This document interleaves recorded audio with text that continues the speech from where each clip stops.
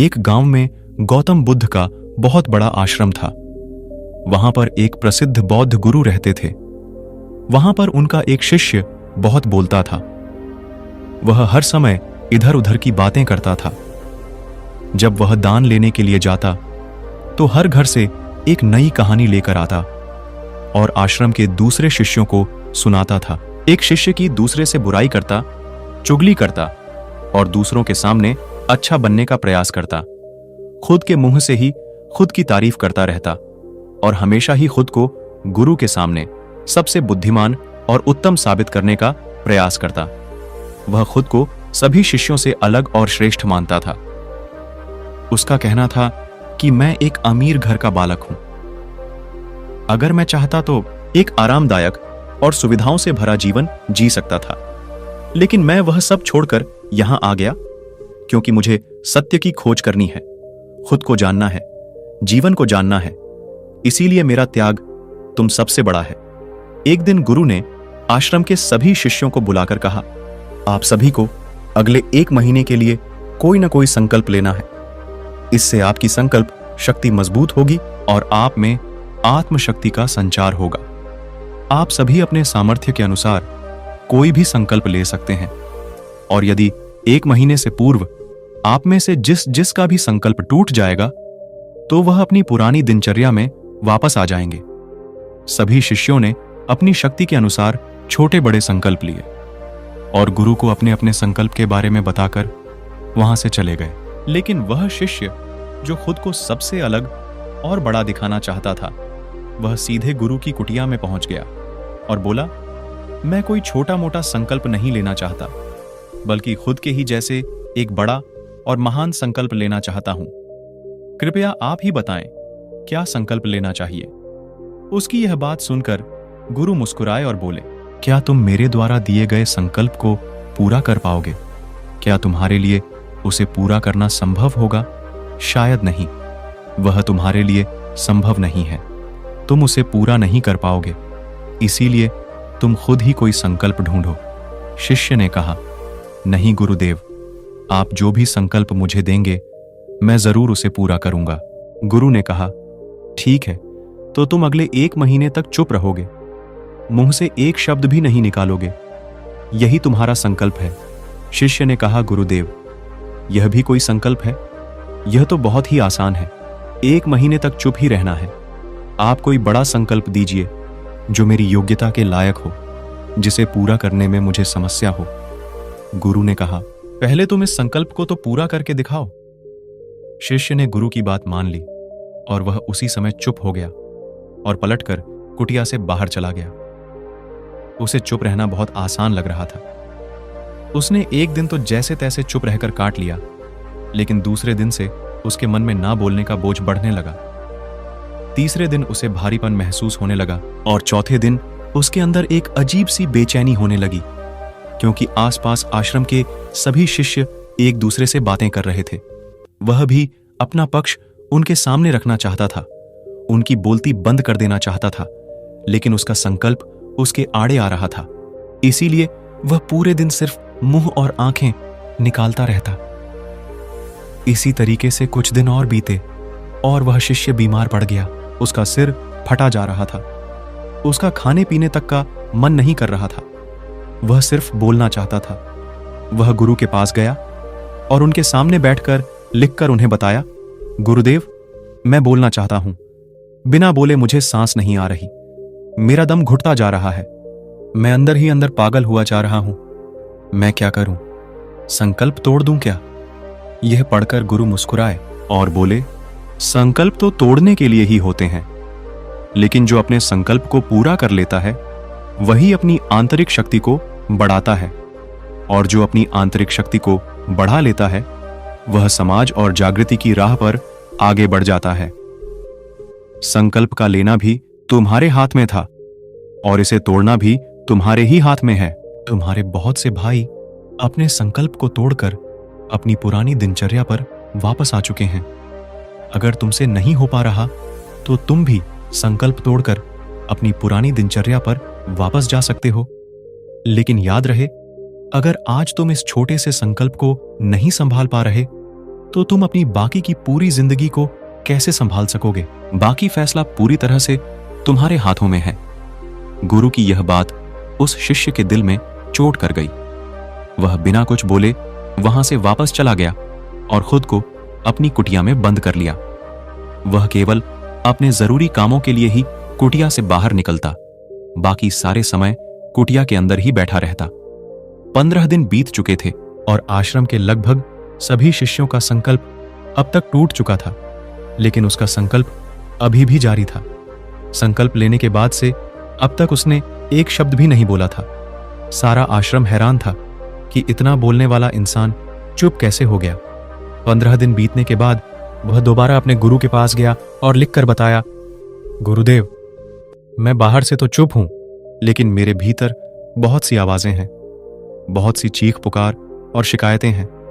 मैं अंदर ही अंदर बात करता रहता हूं। मेरा मन तरह तरह के प्रश्न पूछता रहता है। मैं बाहर से जितना मौन हूं, भीतर से उतने ही शोर शराबे से भरा हुआ हूं।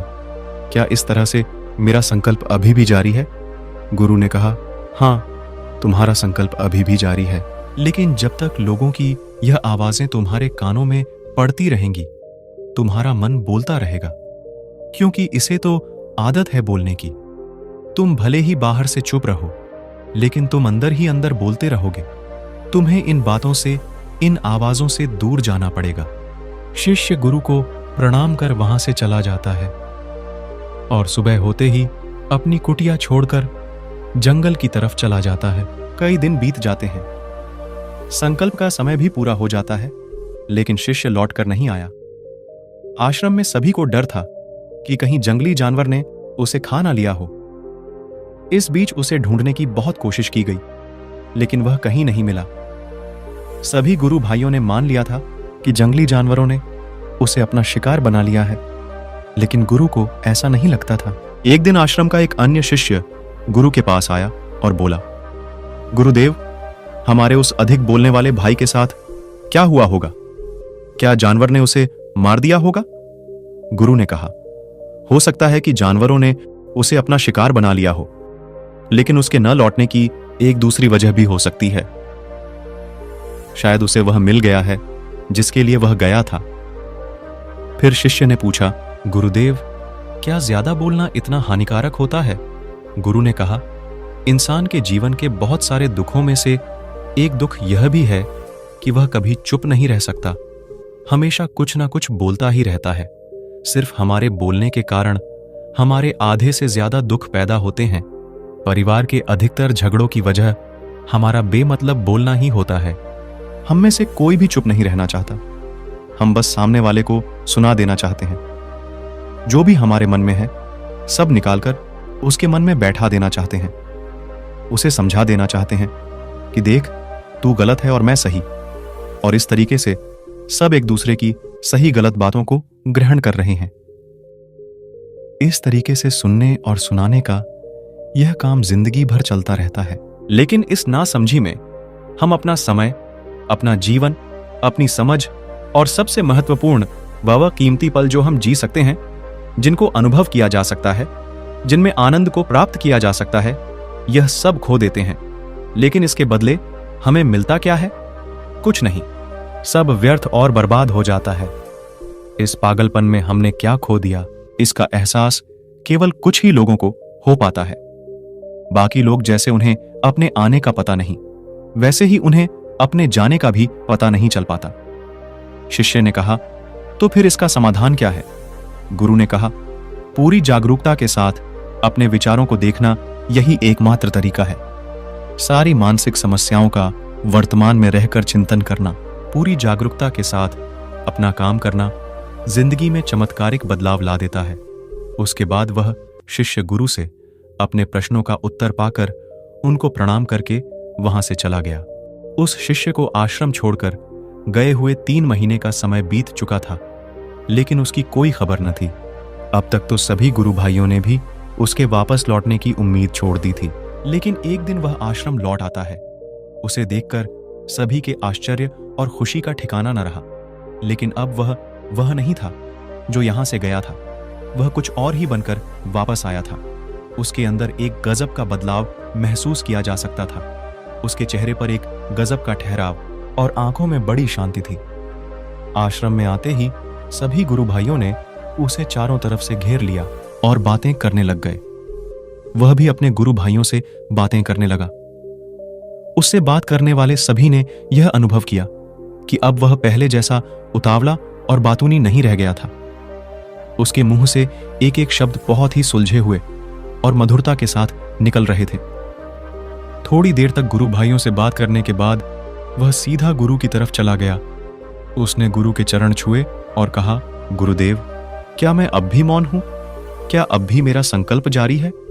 गुरु ने कुछ देर तक शिष्य की आंखों में बड़े ध्यान से देखा और कहा, हां, तुम अब भी मौन हो। तुम्हारे मुंह से एक भी शब्द निकल नहीं रहा और तुम्हारा संकल्प अभी भी जारी है। शिष्य ने कहा, गुरुदेव, जब मैं आश्रम से गया तो मैं मुंह से तो चुप था, लेकिन मेरे अंदर बहुत सी आवाजें थीं। मन में बहुत से प्रश्न थे और वह बंद नहीं हो रहे थे। तो मैं जंगल में चला गया, इस उम्मीद से कि वहां मुझे शांति मिलेगी और मेरे मन की बकबक कम हो जाएगी। लेकिन मैं जितना एकांत में जाता गया, मेरे अंदर की आवाज उतनी ही तेज होती गई। मेरे भीतर की पुरानी से पुरानी आवाज मुझे सुनाई देने लगी। तब जाकर मैंने महसूस किया कि मैं कितना गलत कर रहा था। जब मैं अपने परिवार वालों, दोस्तों को और गुरु भाइयों को बुरा भला कहता था, तो उस समय मुझे लगता था कि मैं सही कह रहा हूं। जब मैं गुरु भाइयों की एक दूसरे से चुगली करता था और उनका मजाक बनाता, तब भी मुझे यही लगता था कि मैं उनसे बेहतर हूं और मैं सही कर रहा हूं। लेकिन उस दिन मैंने पहली बार महसूस किया कि मैं कितना गलत बोलता था। काफी दिनों तक ये आवाजें, ये शिकायतें मेरे अंदर चलती रही, लेकिन धीरे धीरे करके एक दिन ये सारी आवाजें मेरे अंदर से समाप्त हो गईं। अब मैं भीतर से भी मौन हो गया। उस घने जंगल में बाहर से कोई बोलने वाला था नहीं और भीतर कोई आवाज बची ही नहीं थी, और मैं उस दिन पहली बार मौन का सही अर्थ समझा। मेरे चारों तरफ बहुत शांति थी।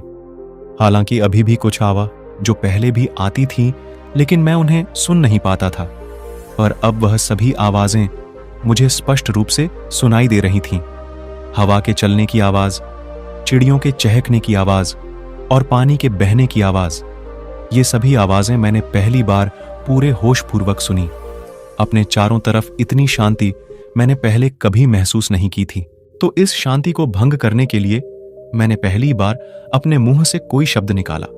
मैं चिल्लाया, हे ईश्वर, ये कैसी शांति है? सभी कुछ इतना शांत क्यों है? ऐसा क्या हो गया? लेकिन मेरे चिल्लाने के बाद भी शांति भंग नहीं हुई। सब कुछ पहले जितना ही शांत था, बाहर भी और भीतर भी। हे गुरुदेव, मैंने अपने गुरु भाइयों से बात की, मैंने आपसे बात की। मैं बोल रहा हूं, मैं चल रहा हूं, मैं सब कुछ देख रहा हूं, लेकिन मैं अपने भीतर एकदम एकांत में हूं, मौन में हूं। भीड़ में होता हूं तब भी भीतर से अकेला एकांत में होता हूं। जब मैं खुद में भी शोर करना चाहता हूं तब भी एकांत में ही होता हूं। अब सब दिखाई पड़ने लगा है, सब सुनाई पड़ने लगा है। गुरु ने कहा, जब तक हम बाहर की तरफ बोलते रहेंगे, भीतर अशांति ही रहेगी। लेकिन जिस दिन हम भीतर की तरफ मुड़ जाएंगे, तब हमारे मुंह से कुछ भी निकलेगा, हम शांत ही रहेंगे। दुनिया में जितनी भी बुराइयां हैं, ज्यादातर हमारे बोलने से ही उत्पन्न होती हैं, क्योंकि हम चुप रहना नहीं चाहते। हम जितनी जरूरत है उससे कहीं ज्यादा बोलते हैं। हम सामने वाले को सुनना नहीं चाहते, बल्कि उसकी बोलती बंद कर देना चाहते हैं। उसे समझा देना चाहते हैं कि मैं कौन हूं, मैं क्या कर सकता हूं, और यही हमारी जिंदगी का मकसद बनकर रह जाता है। हमारी सारी ऊर्जा व्यर्थ में बोलने में बर्बाद होती रहती है। ऐसे ही समाज में लोगों का जीवन दुखों से भर जाता है, जो हमेशा एक दूसरे को सुनाने में लगे रहते हैं। कभी एक दूसरे को सुनना नहीं चाहते, समझना नहीं चाहते, और चुप रहना तो उन्होंने कभी सीखा ही नहीं, क्योंकि चुप रहना उन्हें छोटा महसूस करवाता है। दुनिया की सभी लड़ाइयों का कारण हमारा बोलना ही है। इसलिए हमें सिर्फ उतना ही बोलना चाहिए जितना जरूरी हो, क्योंकि व्यर्थ का बोलना ऊर्जा को नष्ट करना है, और यह बोलना ही हमें कभी अपने भीतर की ओर लौटने नहीं देता। क्योंकि यह हमें बाहर की ओर खींच कर रखता है, और बाहर है ही क्या इस संसार के अलावा। लेकिन अगर अपने भीतर के संसार की ओर मुड़ना है तो इस मुंह को बंद ही रखना चाहिए। इसीलिए जितने भी बुद्ध हुए, आत्मज्ञानी हुए, वह सभी एकांत की ओर भागे, ताकि उन्हें ज्यादा न बोलना पड़े, ज्यादा सुनना न पड़े। वह एकांत में रहे और शांत रहे, इसीलिए आसानी से भीतर की यात्रा कर पाए। लेकिन अगर कोई चाहे तो इस संसार में रहकर भी एकांत में रह सकता है, शांत रह सकता है। लेकिन इसके लिए उन्हें अपनी ऊर्जा बचानी होगी, जिसे वह अब तक अपने व्यर्थ के शब्दों में बर्बाद कर रहे थे। दोस्तों, इस कहानी की सीख यही है कि व्यर्थ का बोलना ऊर्जा को नष्ट करना है। ज्यादा और व्यर्थ बोलना ही हमें अपने भीतर की ओर लौटने नहीं देता, क्योंकि यह हमें बाहर की ओर झुकाए रखता है। और जिन्हें भीतर की यात्रा करनी है, उन्हें अपने मुंह को बंद ही रखना चाहिए। मुझे उम्मीद है कि आपको यह कहानी पसंद आई होगी और काफी कुछ सीखने को मिला होगा। कहानी के बारे में अपने विचार आप हमें नीचे कमेंट बॉक्स में कमेंट करके बता सकते